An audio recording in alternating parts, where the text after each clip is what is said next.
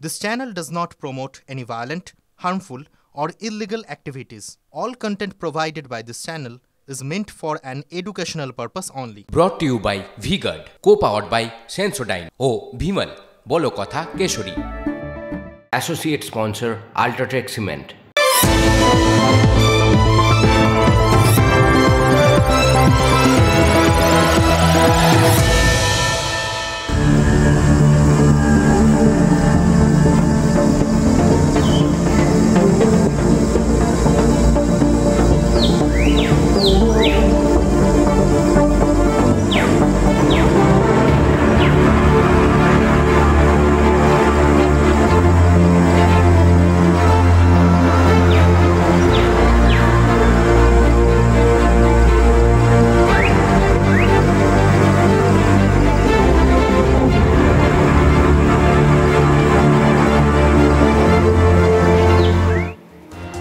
ছবিটা দেখলেন?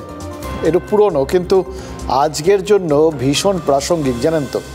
কারণ ডুয়ার্সের চা বাগানগুলোতে এভাবে প্রায় হাতি ঢুকে পড়ে। এবং শুধু চা বাগানে কেন, ওই চা বাগান লাগোয়া যে শ্রমিকদের বস্তি, তার মধ্যে যখন তখন হাতি ঢুকে পড়ে। হাতি ঢোকা মানেই তো ভয়ঙ্কর দুঃস্বপ্ন, বাড়ি ভাঙে, ঘর ভাঙে, বিচ্ছিরি অবস্থা, জানেন। তার শুধু হাতি কেন, চা বাগানের নালায় চিতাবাঘ আসে, চা বাগানে বাইসন আসে। এই উত্তরবঙ্গের মতোই পশ্চিমাঞ্চলের জেলাগুলোতে হাতির উৎপাতের খবর হয়, মানুষ মারাও যায় কখনো কখনো। সুন্দরবন, সেখানেও তো একই ছবি। সেখানে হানাদারের নাম রয়্যাল বেঙ্গল টাইগার। হানাদার, কি অনায়াসে শব্দটা উচ্চারণ করলাম, তাই না? ওই বাকি কথাগুলো, উৎপাত, হানাদার। অথচ যারা ওই বন্যপ্রাণ নিয়ে কাজ করেন তারা কি বলেন জানেন? তারা বলেন মানুষই আসলে হানাদার, তারাই আসলে দখলদার। তারা ওই বন্য প্রাণীদের জায়গাগুলো দখল করে নিচ্ছে, জঙ্গলের অধিকার কেড়ে নিচ্ছে। বন্য প্রাণীর এলাকায় যেরকম মানুষ ঢুকে পড়ছে, সেরকম মানুষের এলাকাতেও বন্য প্রাণীরা ঢুকে পড়ছে। এটা অনেকে বলবেন, এটাই হয়তো ভাববেন, ভাবনাটার মধ্যে একটু ভুল আছে, জানেন তো।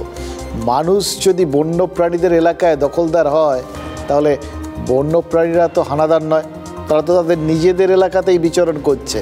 শুধু যে এলাকাটাতে তারা বিচরণ করছে সেই এলাকাটা তাদের ছিল, কিন্তু মানুষ দখল করে নিয়েছে। তারা নিজেদের জায়গাতে রয়েছে, মানুষ দখলদার। অথচ আমরা বলছি মানুষের এলাকায় বন্যপ্রাণীরা ঢুকে পড়েছে। কি অদ্ভুত ভাবনা, তাই না? মানে ধরুন, আপনার বাড়িতে কাল কোনো নেতা ঢুকে পড়লেন, আপনার বাড়ি ঘর সব দখল করে নিল, আর আপনি সেই বাড়িটা ফিরে পাওয়ার চেষ্টা করলেন, সেখানে ঢুকতে চেষ্টা করলেন, ব্যাস আপনি হয়ে গেলেন অনুপ্রবেশকারী। এই একই জিনিসটা তো ওই রামকৃষ্ণ মিশনের সঙ্গে হয়েছে বলে শোনা যাচ্ছে শিলিগুড়িতে। এতদিন ধরে যে খবরটা করছিলাম, একদম তো এই ঘটনা। এক ভক্ত শিলিগুড়ির সেবক রোডে ওই সম্পত্তিটা রামকৃষ্ণ মিশনকে দান করেছিল। সেই সম্পত্তিতে শনিবার জোর করে কিছু হানাদার ঢুকে পড়েছিল এবং আবাসিকদের মেরে ধরে ঘুমটুম ভাঙিয়ে তুলে বাইরে বার করে দিয়েছে, তুলে নিয়ে গেছে, মাঝ রাস্তায় নামিয়ে দিয়েছে। মোদ্দা কথা, জবরদখল করেছে এই বাড়িটা। এই পর্যন্ত তো বিষয়টা একরকম। এবার এর পরের ঘটনাগুলো, তারপরের ঘটনাগুলো তো আরও ইন্টারেস্টিং এবং আশ্চর্যজনক শুধু না, অস্বস্তিকরও বটে। প্রথমত, রামকৃষ্ণ মিশনের বিরুদ্ধে এফআইআরের কপিতে চোখ বোলাতে গেলেই আপনারা প্রতি পদে কিন্তু ধাক্কা খাবেন, জানেন তো। আমিও খাচ্ছিলাম, কারণ প্রথমে যে সন্ন্যাসীর নামে অভিযোগ হয়েছে তার নাম স্বামী অক্ষয়ানন্দ। এই অক্ষয়ানন্দ তিনি কোথায় থাকেন জানেন? প্রয়াগরাজে। আজ থেকে না, গত 15 বছর ধরে তিনি সেখানকার বাসিন্দা। অথচ তার নামে ওই শিলিগুড়িতে থানায় অভিযোগ দায়ের হয়ে গেল। তিনি ঘটনার সময় বাধা দিয়েছেন, কটূক্তি করেছেন। এলেন কি করে তিনি শিলিগুড়িতে সেই সময়? তিনি তো ওখানে রয়েছে। একই মানুষ একসঙ্গে দু জায়গায়, কেউ খতিয়ে দেখল না। দ্বিতীয়ত, মূল অভিযুক্ত প্রদীপ রায় এখনও গ্রেফতার হয়নি। তাই জানতে ইচ্ছে করছে, কালকে জিজ্ঞেস করছিলাম যে কার হাত মাথার ওপর রয়েছে। এখন মনে হচ্ছে ডেফিনেটলি হাতটা আছে, কিন্তু সে হাতের ওজন কতটা সেটা আজকে জানাটা দরকার, জানেন তো। নাহলে পুলিশ এতদিন 72 ঘন্টা পরেও তাকে ধরতে পারলো না। এই প্রশ্নটা পুলিশ এড়াবে কী করে? আমরা প্রশ্ন করছি আর আমাদের প্রশ্নে থতমত খাচ্ছে পুলিশ। আর আমরা বুঝে গেছি যে প্রশ্নগুলো আমরা অহেতুক তুলছি না। এটা নি, ওইটা ইনভার্টার এসি। আপনি তো গ্যাম্বলার তাই না? গ্যামলার? জুয়া খেলেন না? তুমি জুয়া খেলো? না, যা খুশি বলে যাচ্ছে। এত দামি আর ডেলিকেট এসি কিনে স্টেবিলাইজার যদি না নেন, সেটা জুয়া নয় তো কি মজাই? শুধু একটা ফ্লাকচুয়েশন আপনার ইনভার্টার এসির পার্টস ড্যামেজ করতে পারে। তাকে ভি গার্ড দিয়ে সুরক্ষিত রাখুন। V guard, India's number 1 stabiliser. Ramakrishna মিশনের অভিযোগ কি ছিল? গভীর রাতে কারা হামলা চালিয়েছিল আশ্রমে?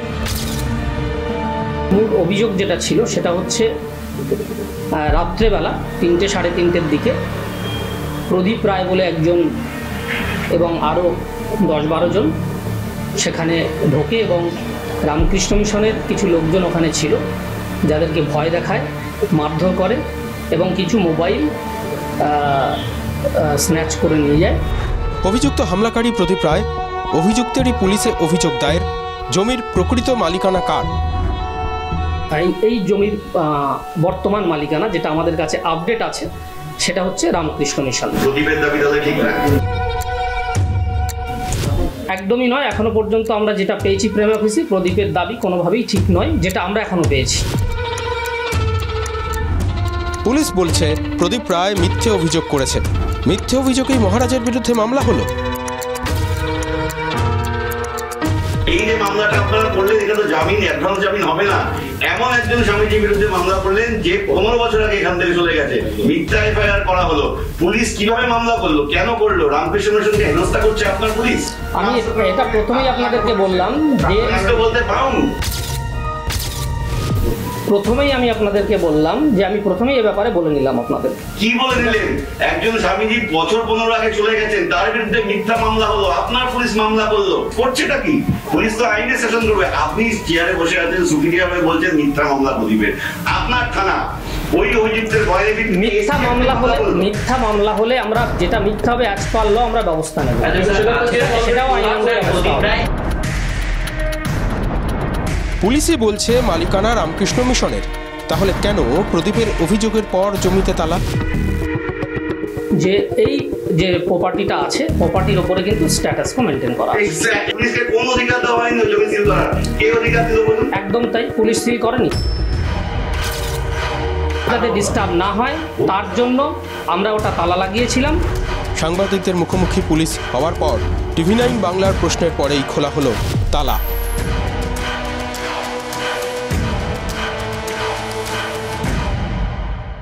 প্রদীপকে কেন পুলিশ গ্রেফতার করছে না?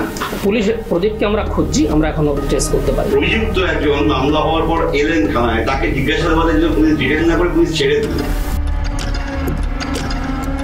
প্রথম কথা, যে কোনো অভিযোগ এলে আমরা প্রথমে সেটা কেস স্টার্ট করি, তারপরে সেটা আমরা তদন্ত করি। তদন্ত করে যতক্ষণ না আমরা এভিডেন্স পাই ততক্ষণ তো আমরা কোনো অ্যাকশন নিতে পারি না। সেই হিসাবে প্রদীপ রায় তার পরপরই কেস করেছে। আমরা তখনও তদন্তের প্রাথমিক স্টেজে ছিলাম, যেটাতে জিজ্ঞাসাবাদের তখনও আমাদের দরকার হয়নি।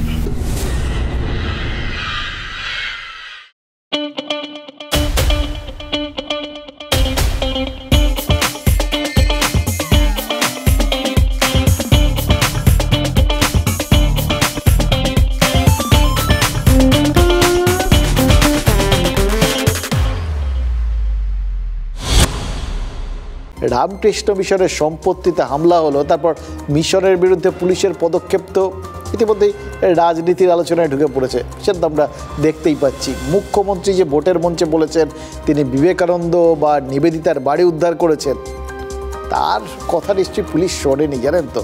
কারণ তার পুলিশ রামকৃষ্ণ মিশনের সম্পত্তিতে তালা ঝোলাচ্ছে। এটাকে রাজনৈতিক দৃষ্টিভঙ্গির থেকে যদি দেখে তাহলে কিন্তু ভুল বলে মনে হবে, জানেন তো। ভুল হলো কি, মুশকিলটা কি জানেন? একটা ভুল আড়াল করতে গিয়ে আরও অনেকগুলো ভুল করে ফেলার সম্ভাবনা থাকে। সাংবাদিক বৈঠকে TV9 বাংলার প্রশ্নগুলো, সেগুলো যে কী কঠিন ছিল সেটা তো আমরা ওই থতমতো খাওয়া দেখেই বুঝতে পারছিলাম। পুলিশ কি আরও একটা ভুল করে ফেলেছে? সেবক রোডের ওই বাড়িতে আমাদের রিপোর্টার গেছিলেন, জানেন তো। গিয়ে দেখেন গেটের তালা খোলা।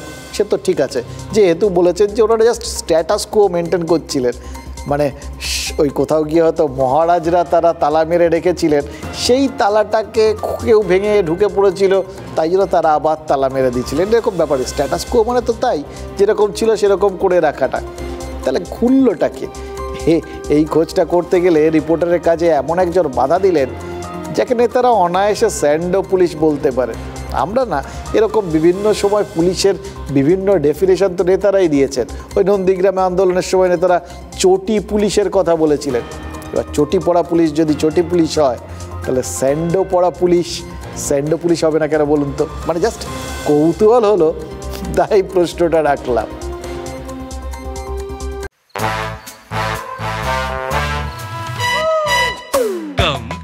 Come, my love, please don't say no, baby.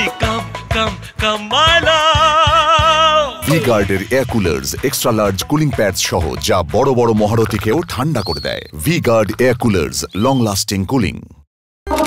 দুপুর 1:33, সিল সরিয়ে শিলিগুড়ি রামকৃষ্ণ মিশনের গেটের তালা খুলল পুলিশ।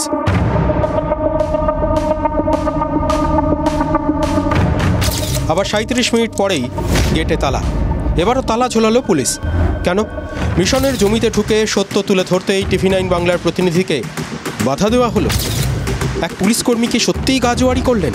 বলা ভালো, স্যান্ডো গেঞ্জি পরা পুলিশকর্মী গাজোয়ারি করলেন। আপনি ড্রেস পরে আসুন। প্রথম কথা, আপনাকে আমি চিনতে পারছি না, আপনি পুলিশ বলে। আই কার্ড এবং ড্রেস পরে আসুন, আপনার সঙ্গে কথা বলবো।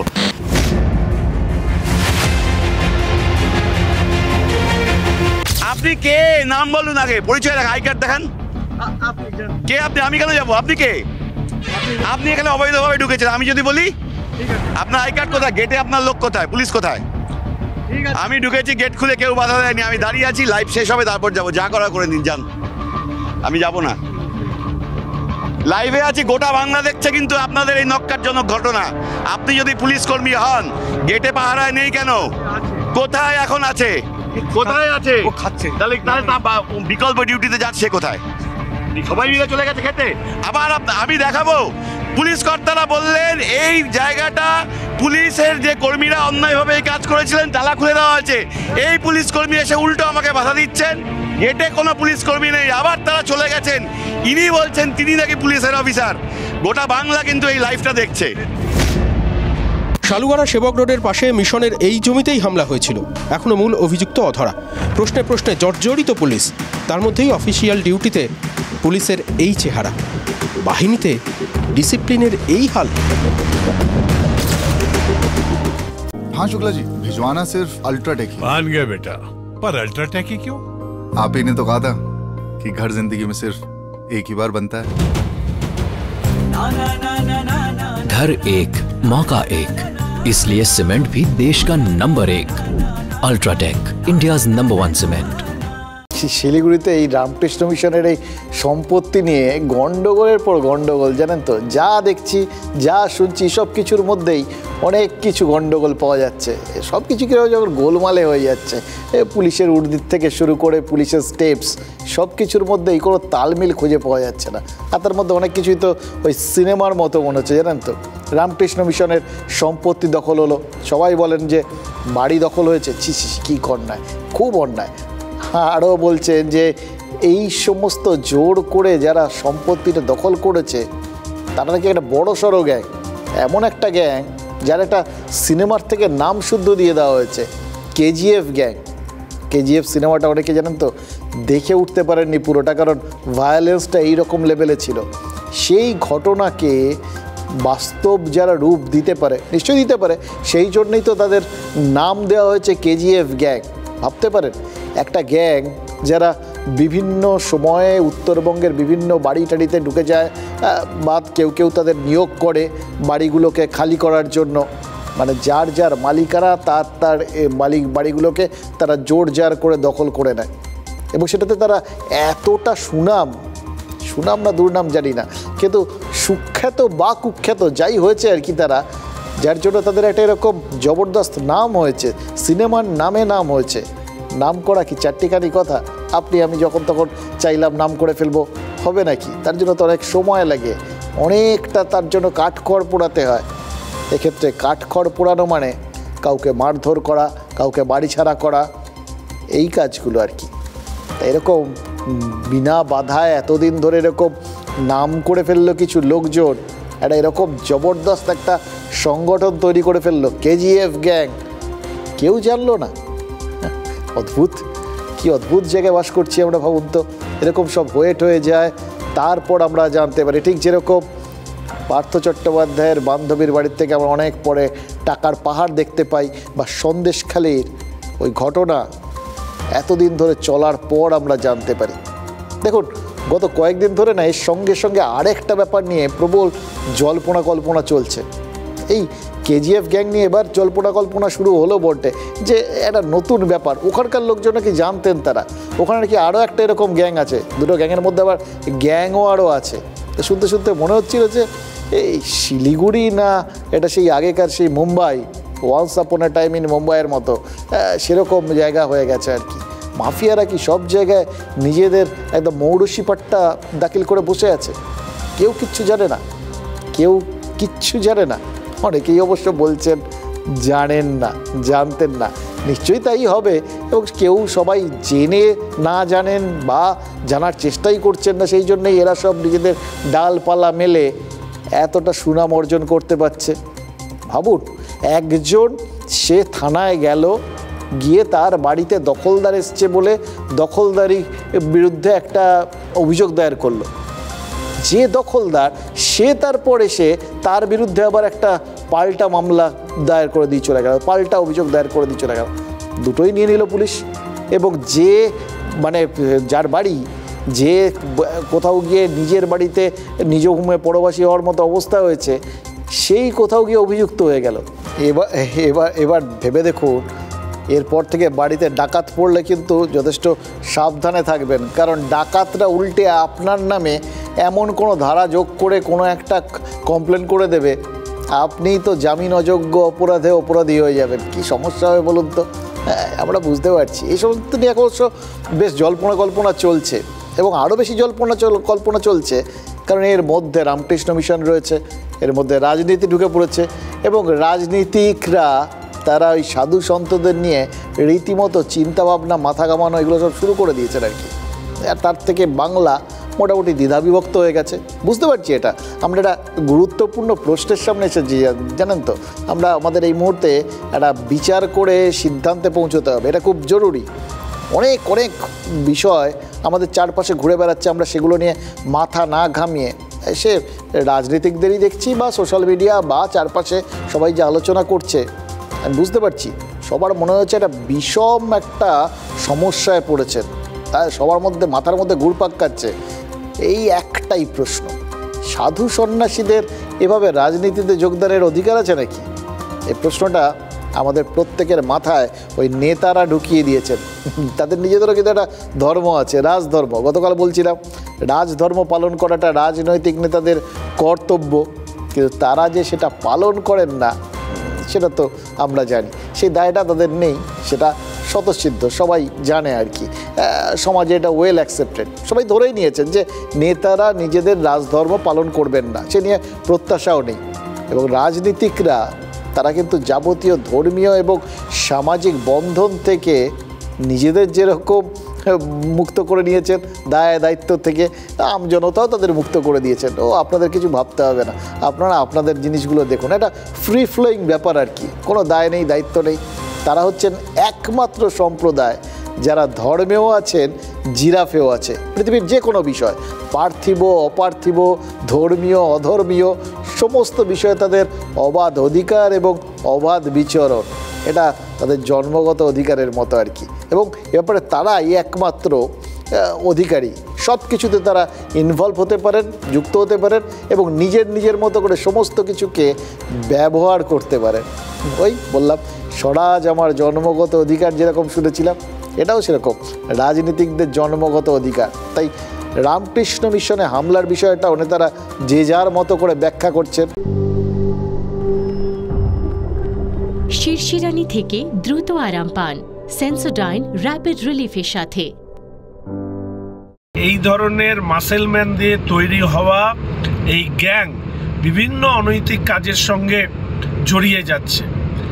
এদের বিরুদ্ধে পুলিশ কেন ব্যবস্থা নিতে এত গড়িমসি করছে? জমি মাফিয়া বা মাসেলম্যান, তাদের কোনো অশুভ চক্র সরকার কোনো জায়গাতে বরদাস্ত করবে না। পরিষ্কার কথা, তাদের ভেঙে গুড়িয়ে দেওয়া হবে। খবরগুলো আমাদের কাছে আসছে, প্রশাসন এর বিরুদ্ধে সবসময় আছে। আমাদের নেত্রী মমতা বন্দ্যোপাধ্যায় এবং আমাদের মূল সেনাপতি অভিষেক বন্দ্যোপাধ্যায় কোনো দিন এগুলোর সাথে আপোষ করতে রাজি নয়, বরঞ্চ বিগত দিনে দেখা গিয়েছে তাদের নির্দেশে ডাবগ্রাম ফুলবাড়ির অধিকাংশ জমির দালালদের ভেতরে ঢুকতে। দেখুন, নেতারা কে কি বলছেন সেসবের মধ্যে যাচ্ছি না, তার চেয়ে বরঞ্চ আপনার আমার যে বাস্তব অভিজ্ঞতা তার ভিত্তিতে কয়েকটা প্রশ্ন করি, সেগুলো অনেক বেশি যুক্তিযুক্ত হবে। এই যে রাজনীতিকরা, তারা যদি নিজেদের দায়িত্ব ঠিকভাবে পালন করতেন, তারা যদি ধর্মটা ঠিকভাবে পালন করতেন, তাহলে রামকৃষ্ণ মিশনের সম্পত্তিতে এরকম হামলা হতো, যেখানে সাধু সন্তদের মেরে ধরে দখল করে মাঝ রাস্তায় নামিয়ে দিয়ে আবার তাদেরই বিরুদ্ধে থানায় গিয়ে অভিযোগ দায়ের করা যেত। যে দায়ের করলো সে অভিযুক্ত, তার নামে ঘন্টা দেড়েক আগে অভিযোগ হয়েছে, সে এলো বসলো অভিযোগ দায়ের করে চলে গেল, কিছু হলো না। এটা হতো। এবার এটাকে বিচ্ছিন্নভাবে কি দেখা যাবে? খেয়াল করে দেখুন, ওই একটা ঘটনার কোথাও গিয়ে একটা ক্রম থাকে, সেরকমভাবে সেদিনই তো যেদিন ওই সেবক রোডে রামকৃষ্ণ মিশনের সন্ন্যাসীরা আক্রান্ত হলেন, সেদিন দুপুরে ভোটের প্রচারে তো আবার ঘটনাচক্রে ওই সাধু সন্ন্যাসীদের রাজনীতিতে জড়ানো উচিত কি উচিত নয়, সেই প্রশ্নটা তুলে দিয়েছিলেন মুখ্যমন্ত্রী। মুখ্যমন্ত্রী বিষয়টা তোলার পর চারপাশের প্রশ্নটা কিন্তু বিরাটভাবে ছড়িয়ে গেছে। আমি দেখলাম সবার মধ্যেই এই ব্যাপারটা ভীষণ একটা গর্হিত বলে মনে হচ্ছে আর কি। সাধু সন্ন্যাসীদের রাজনীতির কথা বলাটা কি অপরাধ? সে কার্তিক মহারাজই হোক বা রামকৃষ্ণ মিশনের অন্যান্য সাধু মহারাজ বা ইসকনের কিছু সদস্য, মুখ্যমন্ত্রী যাদের কথা বলছেন তাদের বিরুদ্ধে একটাই অভিযোগ, তারা রাজনীতি করছেন। তাদের বিরুদ্ধে দেখুন কিন্তু অন্য কোনো অপরাধ করেছেন বলে কোনো অভিযোগ নেই, রাজনীতি করছেন সাধকরা, এটাই একমাত্র অভিযোগ। কোনো নির্দিষ্ট কোনো রাজনৈতিক দল বা কোনো নেতা সম্পর্কে মতামত রেখেছেন, এটাই তাদের অপরাধ। রাজনৈতিক দল বা তাদের ধ্যান ধারণা সম্পর্কে মতামত রাখাটা কি তাহলে অন্যায়? ममता बनर्जी अब आपा खो रही है। भारत सेवाश्रम संघ, रामकिशन मिशन और इस्कॉन ये ऐसी संस्था है जिसका देश के रचनात्मक और आध्यात्मिक बहुत बड़ा योगदान है। भारत सेवाश्रम संघ न होता तो आज हमारा बंगाल पाकिस्तान का हिस्सा होता, बांग्लादेश का हिस्सा है। उनको इतिहास मालूम नहीं है। स्वामी प्रणवानंद के कारण ही आज भारत में ये पश्चिम बंगाल बचा। মমতা ব্যানার্জি ওদেরকে ইনজেকশন দিয়ে আবার আনিয়েছেন, ভোটে তারা ছিল না। উনি মোল্লা মৌলবি সাধু সন্ত ছাড়া ভোট করতে পারেন না, এজন্য ইচ্ছে করে ধর্মকে নিয়ে এসে বর্ম করে নিজের দুর্নীতিটাকে চাপাই দিতে চাইছেন। দুটো জিনিস আমাদের কাছে এই রাজনৈতিক দলগুলো একদম পরিষ্কার করে দিচ্ছে। এক, সাধু সন্ন্যাসীদের রাজনীতিতে আসার কোনো অধিকার নেই, আর দুই, রাজনীতিটা অত্যন্ত খারাপ জায়গা, সেই জায়গাটায় অত্যন্ত ভালোভাবে বর্ম ঠর্ম পরে, অনেকটা সেই কোভিডের সময় যেরকম পিপিই কিট পরতে হতো সেরকম বিভিন্ন প্রোটেকশান নিয়ে তবে ঢুকতে হয়। এখানে যাত্রার ঢোকা উচিত না। ঢুকলে সন্ন্যাসীদের মতো যাদের যারা ওই কোনো রকম কিছু নিয়ে মাথা ঘামান না, জাগতিক বিষয় নিয়েই যারা কোনোভাবে যুক্ত থাকেন না, আধ্যাত্মিক বিষয় নিয়ে তারা থাকবেন, তাদের তো এই সমস্ত প্রোটেকশান নেওয়ার জায়গা নেই। তারা খোলা মনে তারা ঘুরে বেড়াচ্ছেন, তারা ওই অবস্থায় যদি রাজনীতিতে ঢুকে পড়েন তারা তো সংক্রমিত হয়ে যাবেন। কেউ চায় নাকি সেটা? সবারই তো সাধু সন্তদের সম্পর্কে একটা কোথাও গিয়ে একটা ভালো জায়গা আছে মনের মধ্যে, যে এদের ভালো রাখাটা খুব দরকার, কারণ এরাই তো আবার আমাদের ভালো রাখবেন। আর এই রাজনীতি ভয়ঙ্কর জায়গা, একমাত্র নেতারাই নাকি সেই বিপজ্জনক জায়গায় থাকতে পারেন। মানে যা বলছেন সেটাই তো মনে হচ্ছে যে ওই জায়গায় একমাত্র নেতা হওয়া ছাড়া ঢোকাটা একদম উচিত না। জায়গাটা খুব খারাপ, ওখানে ঢুকতে গেলে অনেক কিছু করতে হয়, রাজনীতিকদের মতো অনেক কিছু, ছলা কলা, সত্যি মিথ্যে, প্রতিশ্রুতি দিয়ে না রাখা, এরকম অনেক কিছু। এই সমস্ত তো পারবেন না। তাহলে সাধু সন্ন্যাসীরা এখানে ঢুকছেন কেন? তাদের কাজ কি এখানে? সাধু সন্ন্যাসীদের কাজ কি? আমাদের একটা অন্য মার্গে পৌঁছে দেওয়া, অন্য উচ্চতায় পৌঁছে দেওয়া, যেটা জাগতিক মোহ, মায়া, লোভ, মাৎসর্য, এরকম যা যা জিনিসগুলো আছে আর কি, বিভিন্ন রিপু, এইগুলোর থেকে মুক্ত করা। সাধুরা সেই কাজটা না করে হঠাৎ খামোকা রাজনীতি করছেন কেন? এটা না নেতারা কিছুতেই ভেবে উঠতে পারছেন না। তাদের কি মনে হচ্ছে যে কোথাও গিয়ে তাদের কম্পিটিটার বেড়ে যাচ্ছে, নাকি তারা বুঝিয়ে দিচ্ছেন রাজনীতি করলে যাবতীয় কিছু অন্যায়ের সঙ্গে যে যুক্ত হয়ে যেতে হতে পারে এবং যে জিনিসগুলোর থেকে মানুষকে মুক্ত করলে দেবতা স্তরে উন্নীত করতে পারেন, সেই জিনিসগুলোই রাজনীতি করলে পুরোপুরি রিভার্স হয়ে যায়। রাজনীতি করলে খারাপ জিনিসগুলো যে ইনজেক্ট হয়ে যায়, এটাই কি রাজনীতিকরা তারা সার্টিফাই করে দিচ্ছেন? তাই রাজনীতি নিয়ে সাধুরা যদি কিছু বলে থাকেন, কিছুতেই মেনে নিতে পারছে না রাজনৈতিক দলগুলো। আচ্ছা, এই একই যুক্তিতে রাজনীতি নিয়ে কথাবার্তা তো আমাদেরও বলা উচিত না, আমাদের জন্য এটা বড় একটা অন্যায় হয়ে যেতে পারে। আমরা কোন রাজনৈতিক দল সম্পর্কে ভাববো না, কোন রাজনৈতিক দল কি করছে, তাদের কাছে আমাদের চাহিদা কি, এগুলো নিয়ে তার মানে আমাদের নিজেদের কিছু কথা বলা উচিত নয়। সেটা তো এই নিশ্চয়ই রাজনৈতিক দলগুলোরই ঠিক করে দেওয়ার কথা। তারাই ঠিক করে দেবে, তারাই গাইডলাইন দিয়ে দেবে যে আমাদের চিন্তাভাবনাটা ঠিক কোন খাতে বইবে, অথবা সেটাকে চালনা করার দায়িত্ব ওই রাজনৈতিক দলগুলো পুরোপুরি নিয়ে নেবে। এরকম একটা স্থিতি যদি আসে না, সিচুয়েশন যদি আসে না, আমাদের তো ভারী মুশকিল হবে। কারণ আমরা তো অনেক কিছু কথা বলে ফেলি, বলা যায় না কবে সেই সিচুয়েশনটা পুরোপুরি চলে আসবে। তার আগে চলুন কিছু কথা বলেই ফেলি, যে কথাগুলো না বললেই না।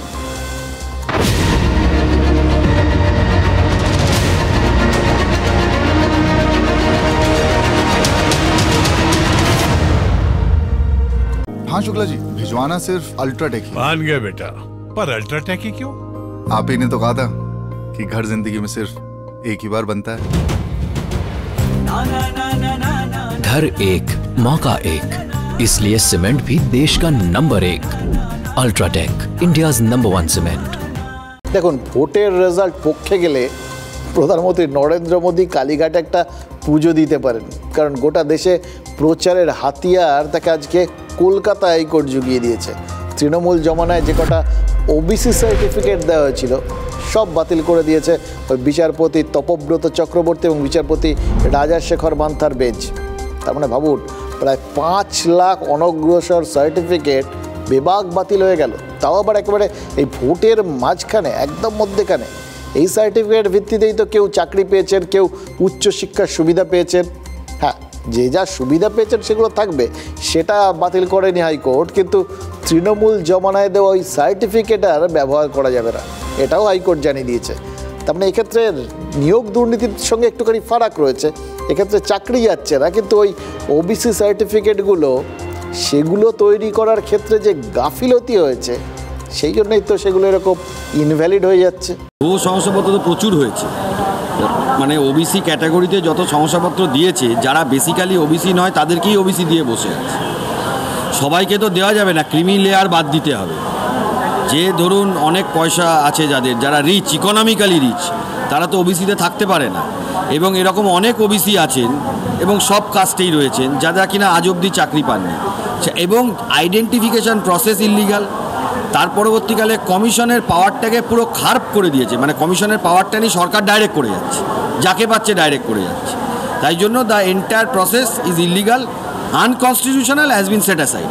দেখুন, এই তৃণমূল জমানাতে দেওয়া সবকটা সার্টিফিকেট বাতিল যে হয়ে গেল, এটা কিন্তু শুধু তৃণমূলকে দোষ দিলে চলবে না। এরকম একটা কেলেঙ্কারিতে বাম জমানাও কিন্তু জড়িয়ে রয়েছে। যে তালিকা অনুযায়ী সার্টিফিকেট দেওয়া হয়েছিল সেটা 2010 সালে বামফ্রন্ট সরকারের আমলেই তৈরি। অনগ্রসর কমিশনের অনুমোদন ছাড়াই তৃণমূল সরকার সেই তালিকা অনুযায়ী সার্টিফিকেট প্রদান করেছে। আর অযোগ্য শিক্ষকদের মতো অযোগ্য ওবিসিরা চাকরি এবং অন্যান্য সুবিধা নিয়ে গেছে। বামের যে শ্রেণীগুলোকে ওবিসি তালিকাভুক্ত করার পরামর্শ দিয়ে রিপোর্ট তৈরি করে দিয়েছিল, তৃণমূল সেগুলোকেই ওবিসি এ বলে সার্টিফিকেট দিয়ে দিয়েছে। আদালত যে সার্টিফিকেট বাতিল করেছে সেটা তো পদ্ধতিগত ত্রুটির জন্যই। বিচারপতি মান্থা এবং বিচারপতি চক্রবর্তীর বেঞ্চ জানিয়ে দিয়েছে যে অনগ্রসর কমিশন তালিকা তৈরি করে সরকারের কাছে পাঠাবে, সরকার সেটা বিধানসভায় পাশ করবে, তারপর তালিকা তৈরি হবে। অর্থাৎ নিয়োগ বাতিলের মতো একেবারে পূর্ণচ্ছেদ নয়, তালিকাটা আবার নতুন করে তৈরির অপশান কিন্তু রাজ্য সরকারকে দিয়েছে হাইকোর্ট। তাহলে কেন মমতা বন্দ্যোপাধ্যায় হঠাৎ হুঙ্কার দিলেন? এই রায়কে তিনি মানেন না। রায় দিয়েছে, যেই দিয়ে থাকুন, নাম বলবো না, জাজমেন্ট নিয়ে বলা যায় বিজেপির রায় এটা আমরা মানব না। ওবিসি রিজার্ভেশন চলছে, চলবে। স্পর্ধা তো কম নয়। একটা সরকার কি পলিসি নেবে সেই পলিসি নিয়ে যাও না। বিজেপির একটা পলিসির ব্যাপারে একটা কথা বলবার সাহস আছে? কেশরিয়া বেশে মন যোগী হলো রে, আনন্দে নেচে মন মাতোয়ারা হলো রে, কেশরিয়া বেশে মন যোগী হলো রে। প্রতি মুহূর্তে কেসরি উৎসব উদযাপন করুন। বিমল বলো ভাষা কেসরি। দেখুন, প্রাথমিকভাবে যেটা শোনা যাচ্ছিল বা মমতা বন্দ্যোপাধ্যায় যেটা বলতে গিয়ে একবার বললেন যে ওই ত্রুটিপূর্ণ তালিকা তিনি তৈরি করেননি, খানিকটা তো ঠিক ছিল, হয়তো বাম আমল থেকে সেই প্রস্তাবগুলো এসেছিল, কিন্তু মমতা বন্দ্যোপাধ্যায় তারপর যেটা বললেন তাতে কিন্তু পুরো কৃতিত্বটা তিনিই নিয়ে নিয়েছেন। এই পুরো যে তালিকা তৈরি হয়েছে সেটা ওই 2012 সাল থেকে বাড়ি বাড়ি গিয়ে তৈরি হয়েছে। 11 সালে তো তিনি ক্ষমতায় চলে এসেছেন, সুতরাং এইটা পুরোটা তার সরকারই করেছে, তার যাবতীয় দায়িত্ব নিয়ে তো তিনি জানিয়ে দিলেন, এবং যেভাবে তারা পুরো নিয়ম মেনে করেছেন পুরোটা সেটা পরিষ্কার বলে দিলেন। মন্ত্রিসভায় অনুমোদন হয়েছে, বিধানসভায় পাশ হয়েছে, তাহলে আদতে কে এনেছিল এই রিজার্ভেশন? সে যাই হোক, ত্রুটিগত যে ব্যাপারগুলো রয়েছে সেগুলো যেহেতু পুরো বিষয়টা তারাই করেছেন বলে মনে করছেন বা প্রচার করলেন, দাবি করলেন, তার ফলে ত্রুটি তো থাকতে পারে না। বাম আমলে হয়েছে বললে তাহলে ত্রুটি হয়তো থাকতে পারত, ত্রুটি যদি কিছু থাকে তাহলে হয়তো বামেরা করেছেন, সে যাই হোক। কিন্তু এই মুহূর্তে তৃণমূল তো বিশ্বে আলো ছড়ায়, কলঙ্ক যা কিছু সেটা বামেদের গায়ে, এরকমই একটা ব্যাপার আর কি। ওবিসি এ নামে যে নতুন তালিকা তৈরি করা হয়েছিল তাতে 155টা শ্রেণীর উল্লেখ ছিল, আর তার মধ্যে 153টা শ্রেণী মুসলিম সম্প্রদায়ভুক্ত।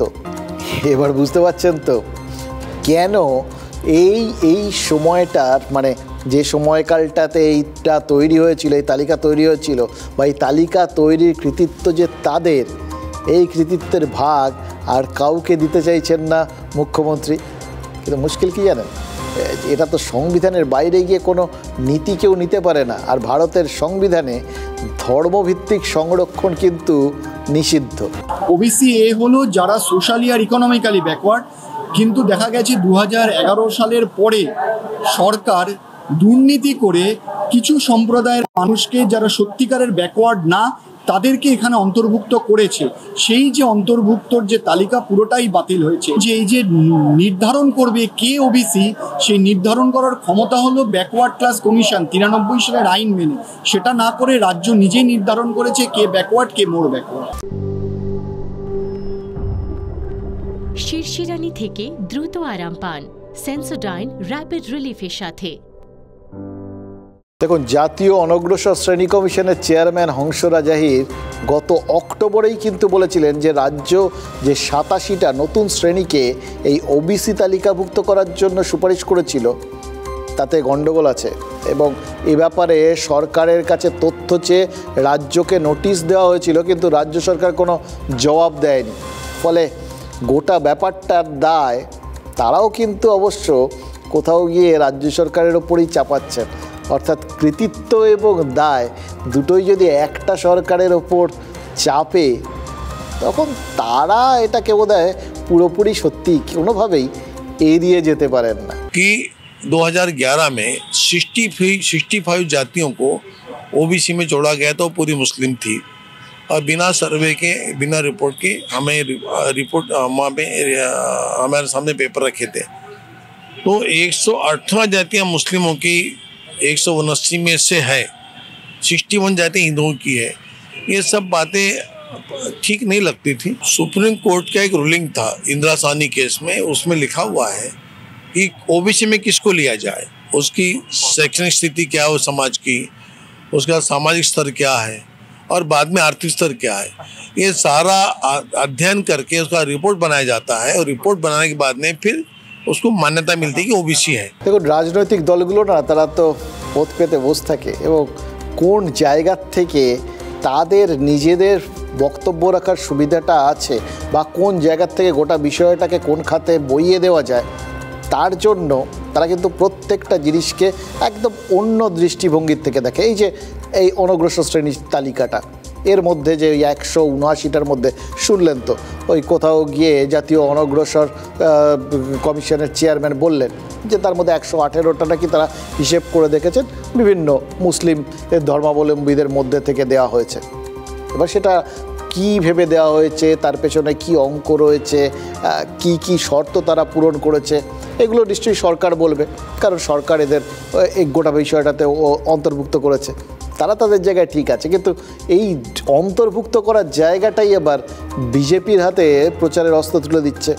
এমনিতেও বিজেপির বিভিন্ন যে বিভিন্ন সিদ্ধান্তগুলো বা তাদের যা যা পরবর্তী ক্ষেত্রে যেগুলো লাগু করার চিন্তাভাবনা রয়েছে সেগুলো নিয়ে এই সরকারের আবার বিভিন্ন আপত্তি বা আগেভাগে তাদের বিভিন্ন রকম তার মধ্যে ষড়যন্ত্র দেখতে পাওয়া এই বিষয়গুলো রয়েছে, যেমন ইউনিফর্ম সিভিল কোড বা অভিন্ন দেওয়ানি বিধি।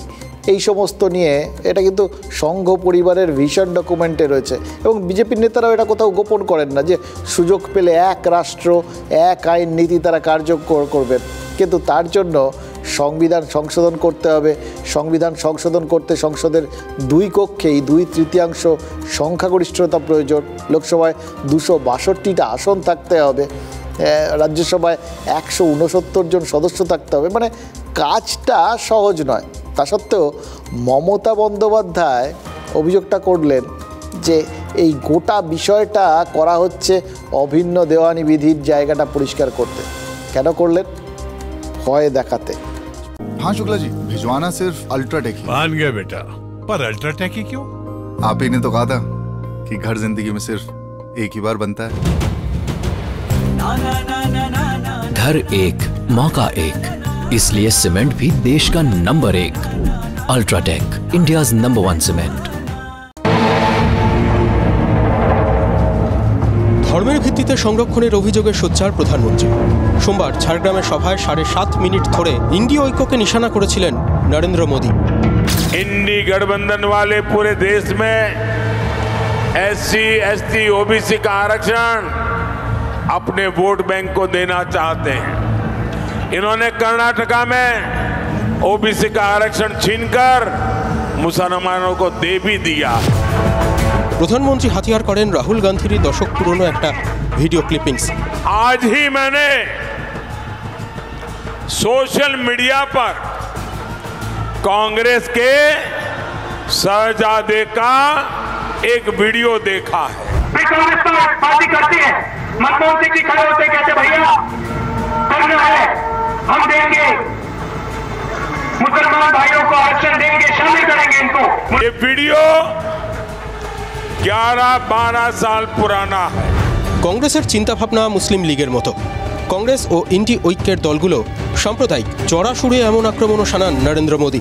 তপশিলি জাতি উপজাতি অনগ্রসর শ্রেণীর সংরক্ষণ নেওয়ার চেষ্টা চলছে। SC, ST, OBC वर्ग के आप लोग इंडी गठबंधन वालों को, TMC को अपना आरक्षण छीनने देंगे। সরাসরি এই অভিযোগই তুলেছিলেন প্রধানমন্ত্রী। পরদিনই প্রধানমন্ত্রীকে পাল্টা জবাব দিয়েছেন মুখ্যমন্ত্রী। বসিরহাট ও বারাসাত 2 সভা থেকেই পাল্টা দাবি মমতা বন্দ্যোপাধ্যায়ের। আজকে ভয় পেয়েছে, তাই মিথ্যে কথাটা আগে বলছে যে মুসলিমরা নাকি তপশিলীদের সব সংরক্ষণ কেড়ে নেবে। হয় কখনো এটা? একটা প্রধানমন্ত্রী আপনারা বলতে পারেন কিভাবে মিথ্যে কথা বলে যাচ্ছেন? আর বুধবার হাইকোর্টের ডিভিশন বেঞ্চের রায়ে 2010 পরবর্তী যাবতীয় OBC সার্টিফিকেট বাতিল হওয়ার পর आज ही कोलकाता हाईकोर्ट ने इस इंडी अलायंस को एक बहुत बड़ा तमाचा मारा है, क्योंकि पश्चिम बंगाल की सरकार ने मुसलमानों का वोट बैंक के लिए अनाप शनाप मुसलमानों को OBC बनाने के सर्टिफिकेट दे दिए थे। এই অর্ডার আমরা মানছি না। এটা নরেন্দ্র মোদীকে খুশি করবার জন্য। আর নরেন্দ্র মোদী যা বলছে 2-1 জন এটাই করছেন। উল্টে নতুন তথ্য তুলে ধরে বিজেপিকেই নিশানা করেছেন মুখ্যমন্ত্রী। ইউনিফর্ম সিভিল কোড কেন করা হচ্ছে? বিজেপির ম্যানিফেস্টো নিয়ে এসছে। কেন জানেন? ওটা যেই হয়ে যাবে তপশিলীদের রিজার্ভেশন আর থাকবে না, আদিবাসীদের রিজার্ভেশন থাকবে না,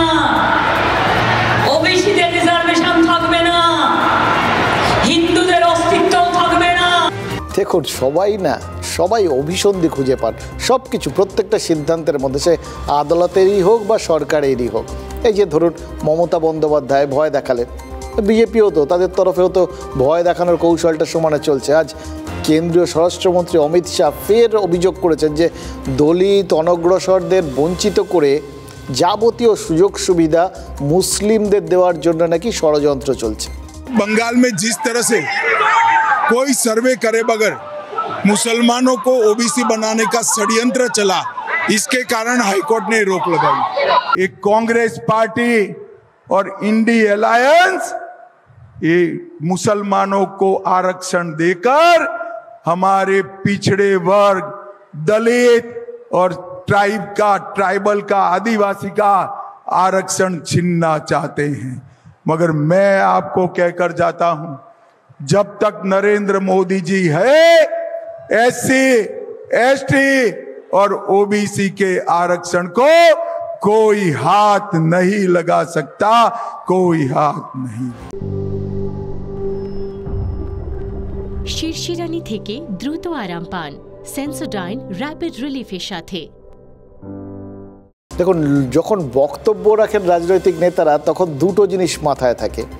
এক, কোথাও গিয়ে সেটা যেন তাদের স্বার্থের পরিপন্থী না হয়ে যায়, আর দুই, সেটার থেকে অন্য দল তাদের হিসেব মতো কোথায় সুযোগ পাচ্ছে সেই জায়গাটাকে কোথাও গিয়ে আর কি আটকে দেওয়া যায় বা লোকের মনে সেটার সম্পর্কে একটা বিরূপ প্রতিক্রিয়া তৈরি করা যায়। দুটো ভিন্ন ধর্মী বক্তব্য একসঙ্গে সামনে চলে আসে।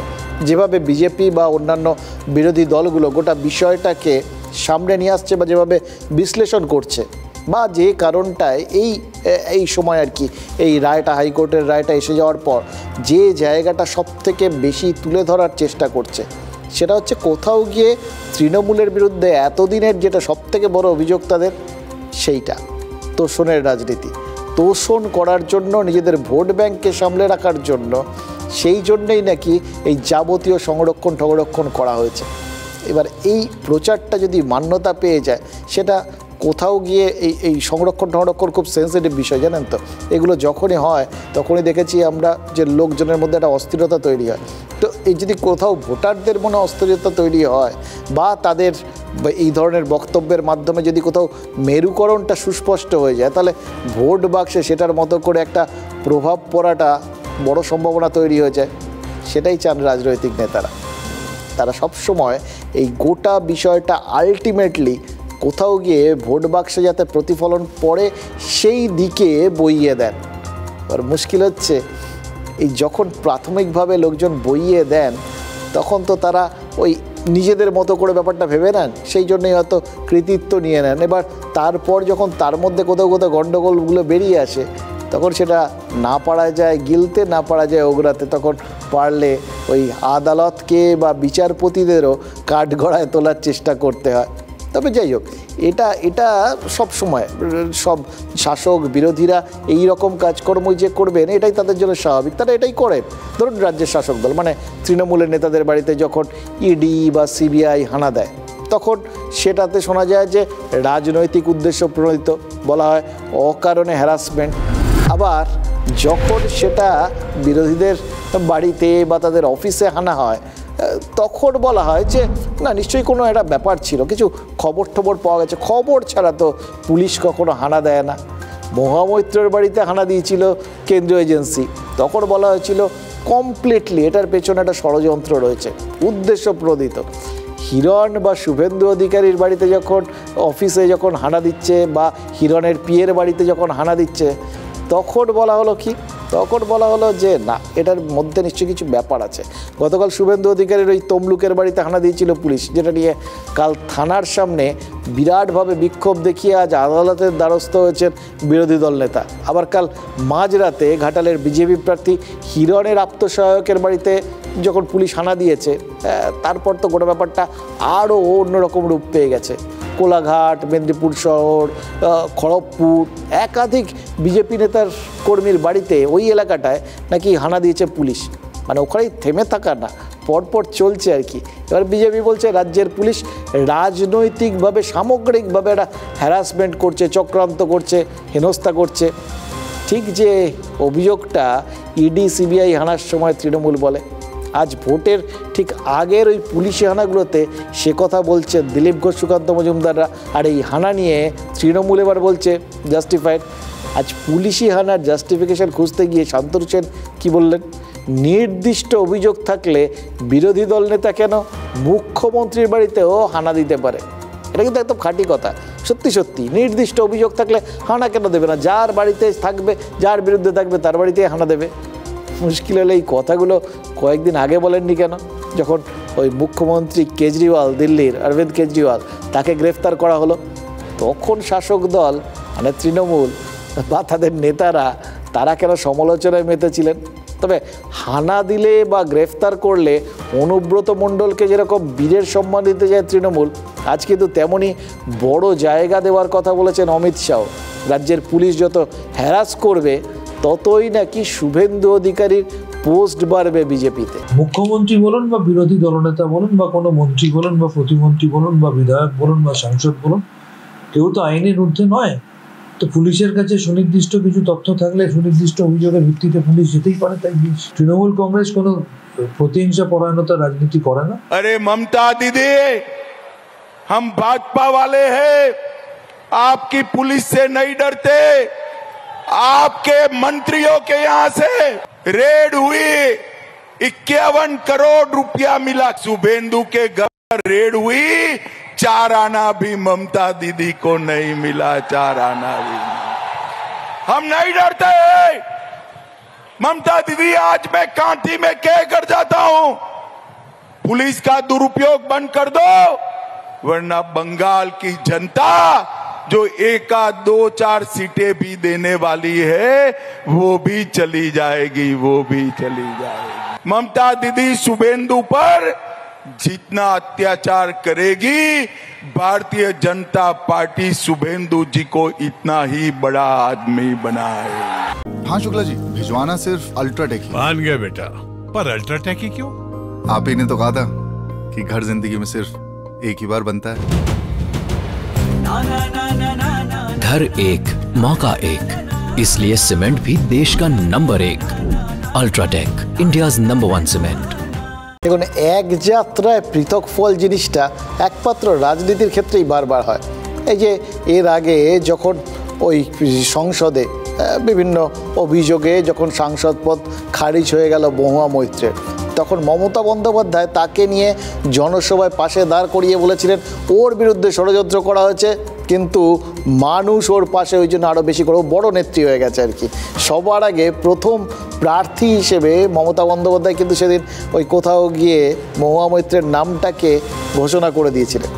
আজকে ঠিক একইভাবে একটা কথা বলে দিলেন অমিত শাহ, একইভাবে তিনি নেতা, বড় নেতা, নেতার থেকে বড়, আরও বড় করে দিলেন শুভেন্দু অধিকারীকে। একটা পার্থক্যের কথাও বললেন বটে, যে পার্থ চট্টোপাধ্যায়ের বাড়িতে এজেন্সি হানা দিয়ে 51 কোটি ক্যাশ পেয়েছিল, অথচ শুভেন্দু অধিকারীর বাড়িতে গিয়ে পুলিশ নাকি 4 আনাও পায়নি। এটা কিন্তু অমিত শাহ হতাশার সঙ্গে বলেননি যে ওর বাড়িতে খোঁজটোজ করে 4 আনাও পেল না, বলেছেন গর্ব করে। টাকা বা অন্য কিছু পাওয়া গেলে কি হতো, এই অভিযোগটা তাহলে অন্যরকমভাবে কি আসতো? মানে গতকাল অবশ্য সেটার একটা ইঙ্গিত দিয়ে রেখে দিয়েছিলেন শুভেন্দু। বিরোধী দল নেতার অভিযোগ ছিল যে গাড়ি ভর্তি করে টাকা, অস্ত্র অথবা মাদক রেখে আসার পরিকল্পনা ছিল পুলিশের। একদম সেম পরিকল্পনার কথা এর আগে শুনেছেই বলে আমরা, তাই না? মনে পড়ছে? একদম সেম পরিকল্পনার কথা আমরা তৃণমূল নেত্রীর মুখ থেকে শুনেছিলাম। একাধিকবার মুখ্যমন্ত্রীর কথা ইঙ্গিত ছিল যে এজেন্সি যে হানা দিচ্ছে তারা নাকি বাড়িতে কিছু নিয়ে গিয়ে রেখে দিয়ে কেস খাওয়ানোর প্ল্যান করছে। দেখুন, শনিবার ঘাটালে ভোট, তার আগে বোমা টোমা ফাটাবেন বলে ঠিক করে রেখে দিয়েছিলেন শুভেন্দু। তার আগেই তার বাড়িতে, মানে ভাড়া বাড়িতে, আর ঘাটালে ওই বিজেপি প্রার্থীর আপ্তসহায়কের কাছে পৌঁছে গেল পুলিশ। এসব একে অপরের সাথে যোগাযোগ রয়েছে কিনা বলতে পারবো না, তবে দেখুন একই দিনে ওই হিরণের বিরুদ্ধে পুলিশে অভিযোগ করেছেন নাকি দেব। এই পরপর জিনিসগুলো যখন একটা জুড়ে যায় তখন মনে হয় যে কোথাও গিয়ে একটা ঘটনাক্রম রয়েছে। এই ঘটনার ক্রম বোঝাটা কিন্তু রাজনীতিতে খুব জরুরি। আইপ্যাকের লোকজনের সাথে ছিল এবং তারা ছোট হাতিতে করে বস্তায় করে কিছু নয় অস্ত্র, নয় ড্রাগ, নয় টাকা নিয়ে গেছে। অভিযোগটা পুলিশের বিরুদ্ধে। শুধু শুভেন্দু অধিকারীর কোলাঘাটের ভাড়া বাড়িতেই নয়, পুলিশের রেইড পড়েছে ঘাটালের বিজেপি প্রার্থী হিরণের আত্মসহায়কের বাড়িতেও। আমার ঘাটাল লোকসভার আমার আত্মসহায়ক, পার্টির আমার সাধারণ সম্পাদক তন্ময় ঘোষ, আমার পার্টির সম্পাদক সৌমেন মিশ্র, 3 জনের বাড়িতে একই সঙ্গে রাত্রি 2 থেকে 3টের সময় হামলা করছে। তাদের উদ্দেশ্য ছিল যে এদের বাড়িতে বন্দুক, বোমা, টাকা, গাঁজা রেখে কেস দিয়ে তাদেরকে অ্যারেস্ট করে নিয়ে চলে যাওয়া। এরা বুঝতে পারেনি যে আমি সঙ্গে সঙ্গে 5 মিনিটের মধ্যে পৌঁছে যাব। শনিবার ভোর, তার আগে মাঝরাতে একাধিক বিজেপি নেতার বাড়িতে, অফিসে পুলিশি হানা হয়েছে। রাতেই আত্মসহায়ককে সাহায্য করতে ছুটে যান হিরণ। সকালেও কেন্দ্রীয় বাহিনীর নিরাপত্তায় পুলিশের উদ্দেশ্যে অভিযোগ ছুটতে থাকেন ঘাটালের বিজেপি প্রার্থী। ঘাটাল থানার ওসি গাড়ির মধ্যে বসে আছেন, রাত 3টে থেকে চলছে। ওনারা নাকি এখানে পাকিস্তানের টেরোরিস্ট ধরতে এসেছেন। পুলিশি হানা হোক বা এজেন্সি হানা, অভিযোগের ক্রোনোলজিটা একই রকম। পুলিশি হানাতেও চক্রান্তের গন্ধ, আবার এজেন্সি হানাতেও ষড়যন্ত্রের তত্ত্ব। শুধু দল বিশেষে তদন্তের অভিযোগগুলো বদলে যাচ্ছে। তুমি নিজে ঢুকছো, নিজে করছো।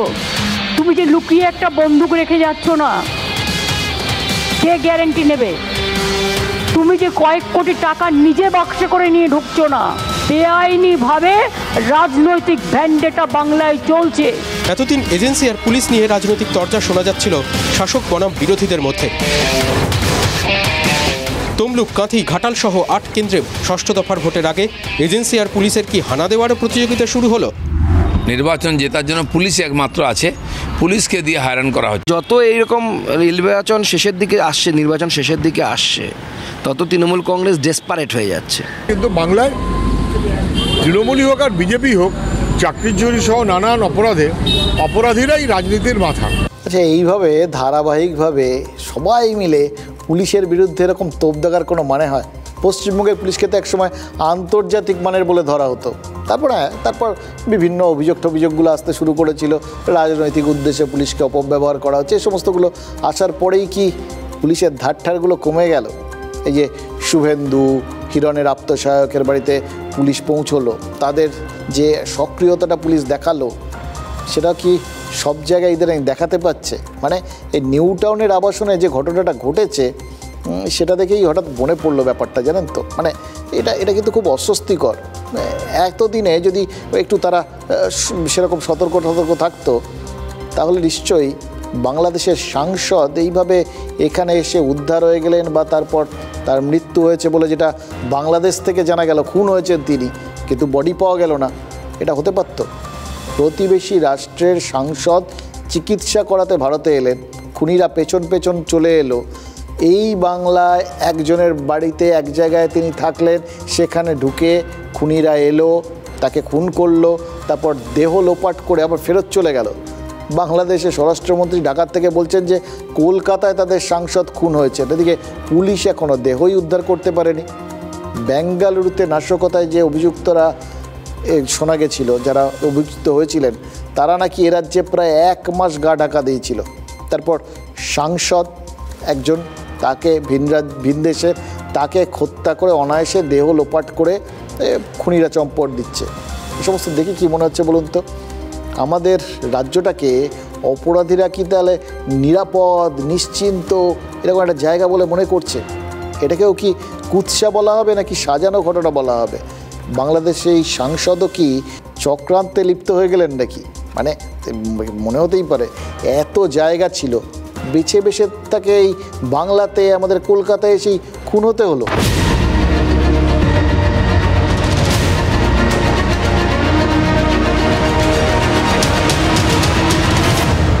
Brought to you by V-Guard, co-powered by Sensodyne O Vimal, বলো কথা Keshari. Associate sponsor Ultratech Cement।